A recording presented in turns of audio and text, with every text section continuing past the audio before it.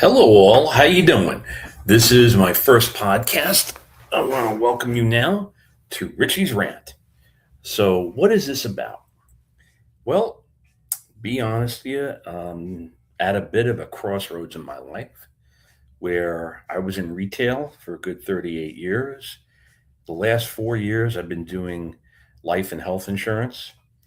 And lately, it's been coming to where I'm having difficulty finding a right place to land to continue in the life and health insurance industry. I'm pretty fed up with the health insurance industry. They make it so expensive and so difficult between the government, the state government, the companies, and the ones who just want to make money and have you act like a used car salesman in order to get you to get a ACA plan through the marketplace and the Affordable Care Act for Obamacare. Yeah, that's great. Um, Not to mention all the compliance hoops you got to jump through in order to get Medicare or Medicaid or just to get a plan. And you only can get it certain times of the year, which is not exactly great for certain people, like the everyday guy who's just trying to survive or family for that matter. The reason why I like doing life insurance is because in the event that something happens, at least you got a backup plan, and hopefully the company will pay out when you're gone to your family so they can live. Hate to leave this place and know that, God forbid you head to the other side, wherever that may be. Wow, that you left nothing behind, nothing for your family. You know, you left them in a hole. It's something I don't know if I would want to know after I've gone. And maybe I could spy in from the other realm and say to my family, you know, how did I do? And you did a bad job. Not a good way you want to go out of this life. I'll tell you that much. So that's the reason why, because I've been through this a couple of times in my life. You know, my uncle, my dad, we had to squander and not squander, but scramble for money in order to bury the both of them. Luckily, thank God for my in laws, they knew what to do and they had something set aside in the event something happened to them. You know, I'm fortunate that, there's a lot of broken families out there, don't have a father or a mother, or there are kids out there who have no family. They're growing up in the system, foster care, they're orphaned, and then they get booted out of the system when they turn 18. Oh, that's really lovely. I was fortunate. I had a great support system growing up. You just don't realize it as you're growing up that you have this fantastic support system. I mean, up until the age I was 20, I had two sets of parents. I had my mom and dad, my aunt and uncle. And then when I met my wife, when she was my girlfriend, who would have known I wouldn't get another set of parents? So I had three sets of parents who loved me greatly, and I miss them all every day. I think in my earliest part when I was growing up, I really, really, really wanted to go into the military or do something with my life that meant something. I definitely wanted to be in law enforcement. Wound up in retail instead. Go figure that one out. But like you said, my mom always say, everything always happens for a reason. I'm not that religious, and that's three subjects I will never talk about on my podcast. Religion, very, very loosely. I will never talk about politics or sports. Philosophy, fashion tips for guys and gals, definitely. Home decor, absolutely. If you need help with insurance, definitely. I'll leave a few tidbits. Martial art techniques, definitely. I've been doing martial arts for 40 years. I am a 6 degree black belt in Shido Karate and Shindo Jiu Jitsu. And I'm also a third degree level instructor in Bakbakan Kali under Master Ray Gollum. And I know he's still teaching over in Australia. Uh, Follow him on Facebook, and it's great to know that I am part of that organization with him. Nice to know I still got one teacher around. My teacher, Master James Young, unfortunately, he passed away almost 2 years ago. Not only was he my teacher, he was my mentor and my best friend. I miss his tutelage, his counsel, just talking to him every day. Because he would always talk to me, and the one thing he always said to me when I asked his opinion, do you want me to tell you what you want to hear or what you need to hear? And I always said, tell me what I need to hear. And that's the problem with everybody nowadays. They want you to tell them certain things about themselves, not what you need to know, not what your faults are. They just want to know, people just want to know what's right with them, not what's wrong. You know, I think we have all gotten a place in our lives where we can't take constructive criticism. We can't be patient. Or we don't want to be for whatever reason. I don't know. I just think that we all need to have a little bit of patience nowadays. We're always in a rush. One comedian I watched one time, good comedian, his name's Chris Monty. He says, I don't want to be first. I want to be next, you know, which is fine. I don't have to be the first one in line. I can be the next one. Yay, I'm next. But getting on to the rest of the show, I want to do this at least twice a week, people. Hopefully, you'll see it on YouTube. Maybe you won't. I don't know. Um, Maybe you'll say, "Who is this guy?" And then there's perception. Who is this guy? Or who is this guy? Depending on how you say it. Um, I'm 61 years old. I live in Palm Coast, Florida, and I'm just trying to make a go of things. I'm still going to be doing my job as a life insurance agent. Just getting started with another new company. I thought since we moved to Florida, things were going to be fantastic. Unfortunately, 8 or 9 months into being down here, and I got laid off. Then I got hacked, and then it seems like every job I tried with a different insurance company, it just wasn't a right fit. And then I finally thought I landed in a good place. It's the first time I'm doing the ACA marketplace business, and it was so much easier than Medicare Advantage plans because anybody under 65 who needed a health plan. And the company I was with, they were so nice. And then the day before Christmas Eve of 2025, on December 23rd at 3 o'clock in the afternoon, they laid me off. That's cold. And I was really heartbroken because they thought I was doing such a good job, and so did I. And then all of a sudden, I'm not doing a good job. I just didn't know how to take it. I think what happened was they ran into money trouble.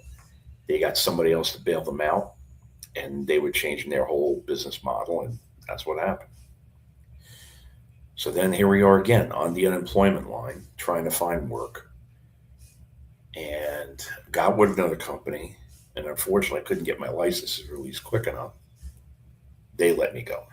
Nice.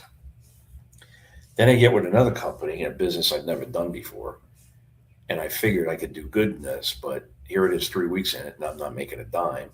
And I feel like a door-to-door salesman. I said, wait a minute, I can't do this. I said, ever since I had my hip surgery 4 years ago, and then I had to have another surgery not even a year ago on the same hip, I said, I can't do this. I can't be on my feet for that long, and I can't do a lot of traveling. I says, I'm better off working remotely from home. Technology is wonderful when it works. Well, lo and behold, where I am now. Tried several different companies, just wasn't a good fit. I didn't get a good feeling about them, whatever the case is. I'm always made to feel like I'm a used car salesman. And nothing wrong with being a used car salesman. It's just that I've never done it. And it's just that, you know, it's life insurance. It's a necessary evil. It is evil to some extent. And some people would say it's death insurance. It is. But you got to look at the other part. This is protection for the people you love. And when you leave, when you're sick, when you're really down and out, and you know that the end is near, you got to know that they will be okay. And I guess that's what makes me want to do it, is that I want to make sure my wife is going to be okay when I'm gone. We keep having this stupid argument between, and I shouldn't say the word stupid, but it's a kind of a ridiculous argument where we go back and forth. I'm going first. No, I'm going first. And we go back and forth this way. She doesn't want to be the last one standing. Neither do I, frankly. I don't know if I could handle burying my wife. And I don't know if I could handle burying my sister. They're the only family I have left. I mean, I know I'm supposed to have three cousins over in Italy somewhere. I haven't talked, or seen them since I was 9. And then I have two cousins in North Carolina. I haven't seen them since I was 20, since I was in college. And then thank God I have my wife's family. I have her cousin down here where we live, him and his wife and sister in law, and they're friends. They're my family. I know they'll be there for me if, God forbid, something happens to Laura, and I know they'll be there for her if something happens to me. Trying to get my sister down here because, she says certain people up by her are her friends, but when she's sick or when she needed surgery, she had to fend for herself. I don't know if anybody helped her or if her neighbors helped her in her apartment complex or what. But like I said, the name of the show is Richie's Rant. This is a rant. But fashion tip for the day, guys, if you're going to go out, whether it be on a date or day to day, have pride in the way you look. Get a good haircut, comb your hair, brush your teeth, shave. If you don't like a clean shave, trim that beard, trim the mustache, trim the goatee. You know, make sure your eyebrows are well trimmed too. Have a refined look. Make sure your nails are clean. Make sure you smell good. You know, you know, you people around you will respond better to you. You remember the old saying, first impressions? It's true. And it still holds true to this day.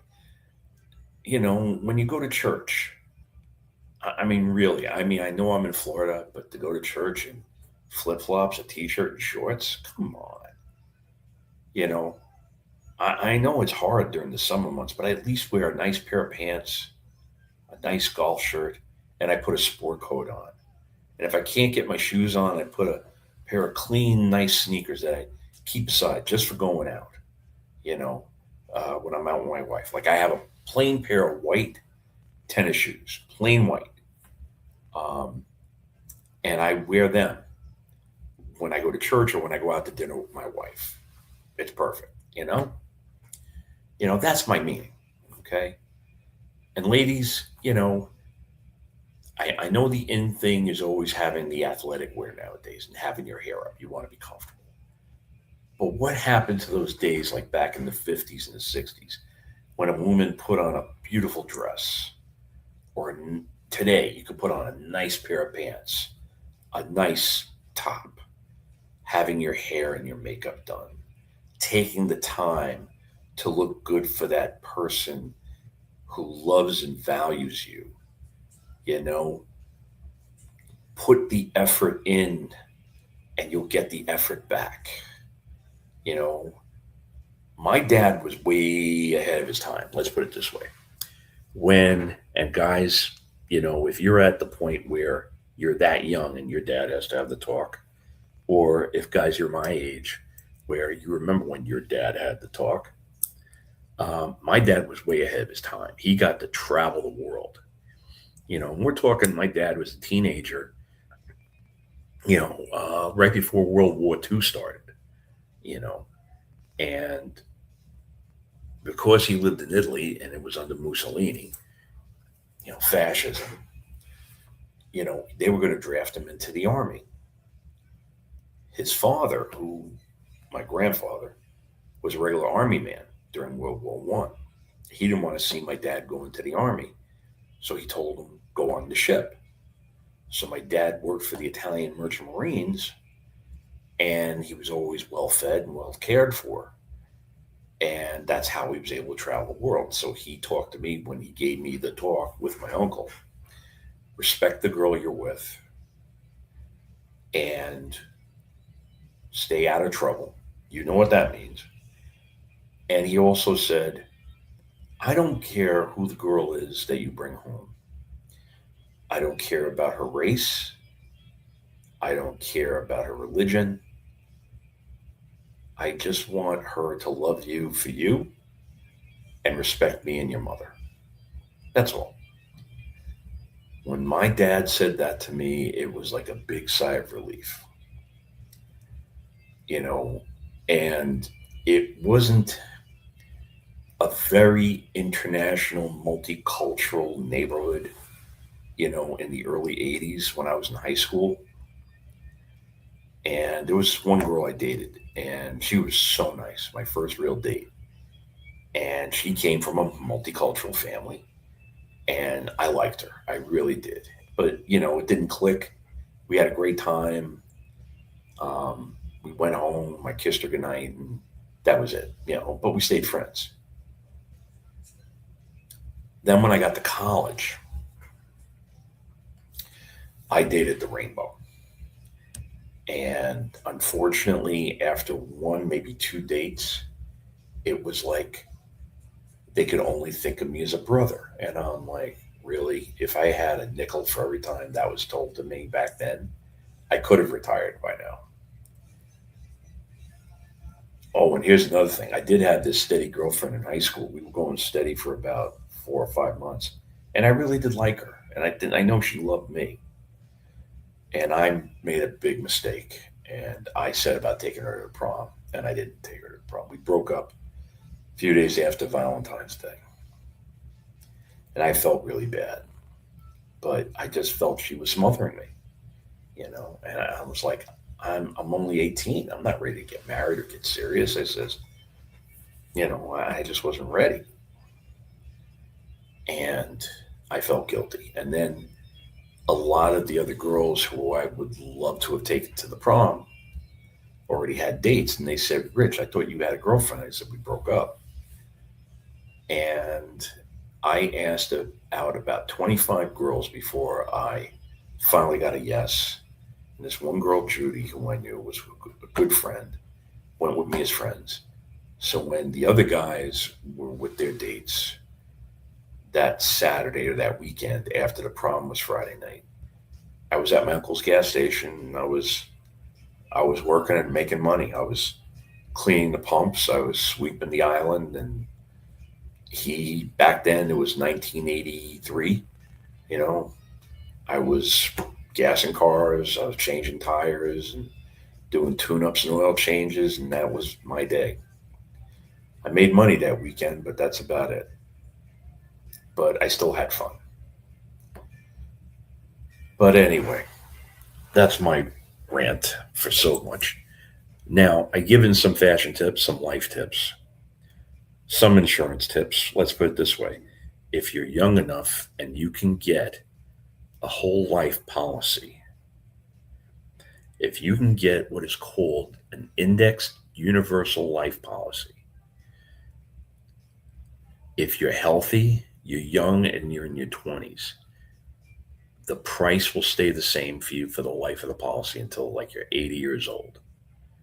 Get it, because that will accumulate cash and that's going to hold you for the rest of your life. Trust me, if I had known about a universal life policy when I was in my 20s, I would have gotten it from back then. I knew nothing about life insurance back then. Absolutely nothing. Term is cheaper, but term only lasts based off of the length of time. And usually The length of time is max is 20 or 30 years. And unfortunately, the older you get, the more expensive it gets. And unfortunately, most of my life policies that I have, once I hit 80, they're gone. So if I'm still here after 80 years old, I got a problem. So let me see. I covered fashion. I covered a little bit about life. I covered about insurance. Let's cover about home decor. Now, if you have a home or an apartment, wherever you may live, okay, if you have, depending on your floors, if you have wall to wall carpeting, that's a different story. But if you have hardwood or laminate floors, measure the room, get nice area rugs. They will definitely make the difference. Make sure to accent the floor as well as the rug. What I mean by that is, let's say you have a room that's like 13 by 13. The biggest rug you can have in there is a 6 by 9. You got to leave some of the floor exposed. Let's say it's a living room. Have a coffee table. Then you can have, instead of a wraparound couch, that's great for a family room if you have a big enough family. But if you don't, a nice apartment size sofa and 2 accent chairs or 1 accent chair. Make sure you have a coffee table and an end table, a nice lamp, and have a nice TV stand or entertainment system, depending on what you like. I don't play video games, okay? So I have a nice TV, I have my stand, and we have a couple of nice vases and extra decor or decorative tchotchkes, what we like to say in the business, that look nice to accent the room. Make your room and your home look like a home. Have pictures on the wall, have artwork on the wall. You don't have to fill up the whole wall, but have something up. When you have a home or an apartment and you have nothing on the walls and leave the walls completely bare, that's cold to me. It doesn't say that it's lived in. That tells me you might be a little bit of the gypsy life where you bounce from home to home or house to house or apartment to apartment. Make it a home. Make it you. Make it a reflection of your personality, your of you, your family, and what's important to you, you know, something that gives you passion and conviction in your life. That's what you want. Now, as far as martial art techniques go, I've been doing the martial arts for quite a long time. I first got involved with Taekwondo when I was a teenager, and I did that for about a year and a half. I got bored with it because mostly what I was taught in Taekwondo, you're taught how to punch and kick. You do what's called one step sparring, and you do your kata, your forms, and you spar. And that's about it. Very little self defense techniques. This is what I experienced, you know, and that's, you know, I guess because the teacher, what he was teaching me, and the husband and wife team who I learned from teach me. Then when I went to college, I had to take an elective, and my sister suggested take something outside the realm. Don't take something you know. Well, sorry to say, I did listen to my sister's advice, and the class I took was the wrong class, and wasn't for me. And I wound up taking an elective, and I took a self defense class in jujitsu, and it was the first exposure I had to jujitsu, and I loved it. I learned how to throw. I learned how to fall. I learned how to do locks, and I was learning real self defense techniques. And this isn't the Brazilian Jiu Jitsu where it's mostly on the ground. This was Jiu Jitsu from standing up positions. And I was proud. I was really proud of what I accomplished at that time. Then later after that, I met my wife. We were going out. And then a few months after I met my wife, I met my martial arts teacher.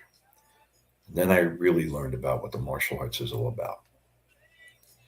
And I stuck with it.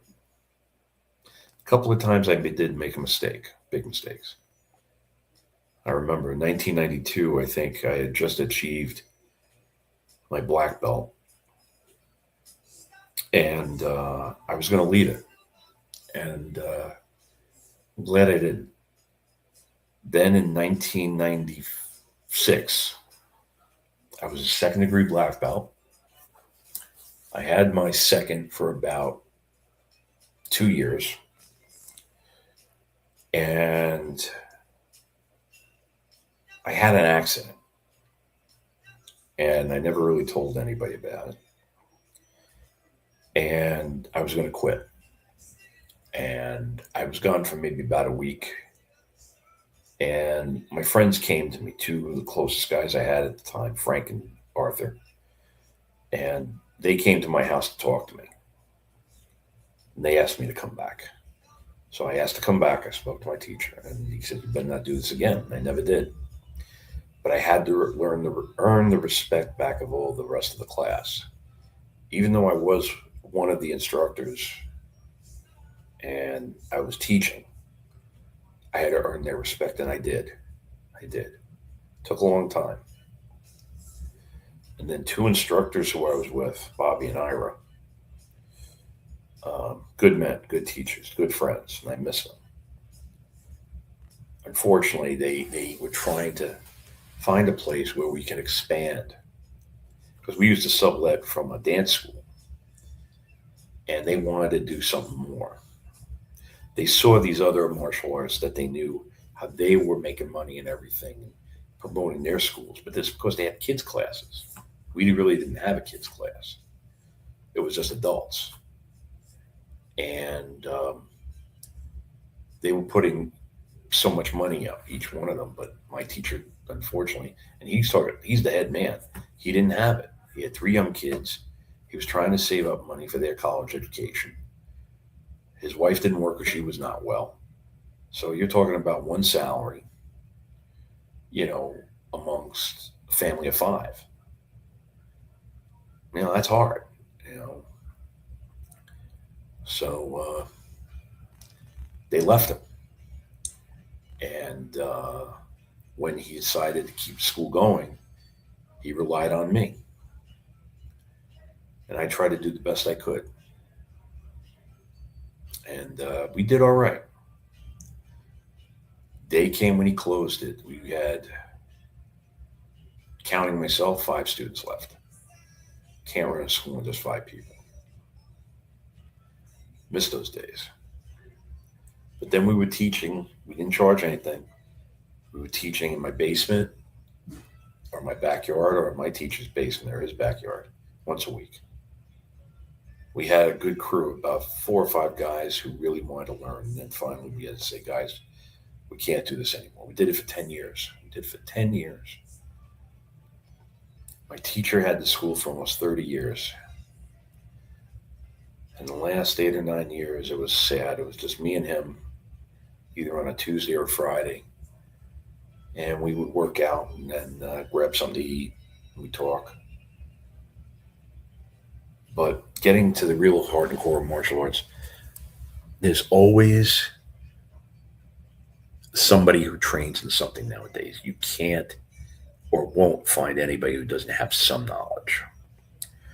There are certain people in the martial arts that they'll take a class or two and think they know it all. Well, that's not the case. Or think they'll be like Bruce Lee or Chuck Norris. Not the case. It takes time, practice, conviction, and dedication, discipline. Discipline within oneself to make sure you check your ego at the door. Every time you enter that dojo, that school, wherever you may train, leave your ego at the door. It's not about you, it's about developing your sense of technique, and humility. You learning to defend your life and those of the lives of the people you love and lives of those who cannot defend for themselves. Learning to use your blocks properly, to strike properly, to kick properly, to throw, to lock. It's all on your perception and your dedication. And I know those days I miss, but I always value those memories because you can't replace them. Once they're gone, they're gone.